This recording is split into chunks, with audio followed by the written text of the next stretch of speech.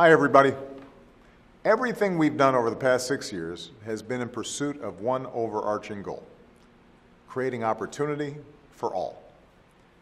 What we've long understood, though, is that some communities have consistently had the odds stacked against them. That's true of rural communities with chronic poverty. It's true of some manufacturing communities that suffered after the plants they depended on closed their doors.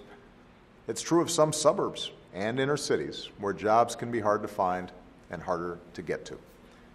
And that sense of unfairness and powerlessness has helped to fuel the kind of unrest that we've seen in places like Baltimore and Ferguson and New York. It has many causes, from a basic lack of opportunity to groups feeling unfairly targeted by police, which means there's no single solution. But there are many things that could make a difference and could help. And we have to do everything in our power to make this country's promise real for everyone willing to work for it.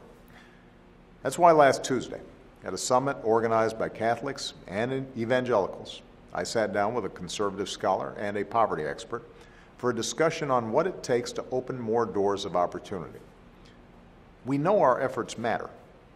Since 1967, we've brought poverty down by about 40%, thanks in part to programs like Social Security and the Earned Income Tax Credit for working families.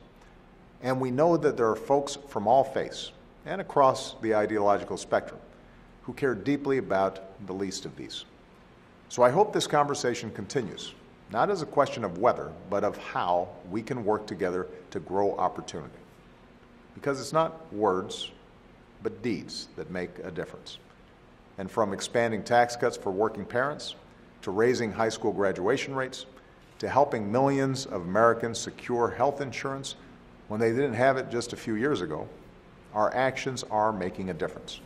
Of course, lack of opportunity is not the only barrier between too many of our young people and the kind of future they deserve. On Monday, I'll travel to Camden, New Jersey, a city that has faced one of the highest violent crime rates in America. I'll highlight some of the innovative things they've done to help police do their jobs more safely and reduce crime in the process. And I'll highlight steps all cities can take to maintain trust between the brave law enforcement officers who put their lives on the line and the communities they have sworn to serve and protect.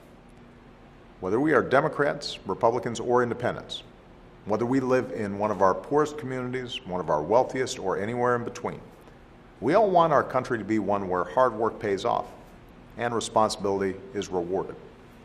We want a place where you can make it if you try. That's the promise we make to our young people. That's the promise that makes us exceptional, and it's the promise I'll never stop fighting to keep for my children and for yours. Thanks, and have a great weekend.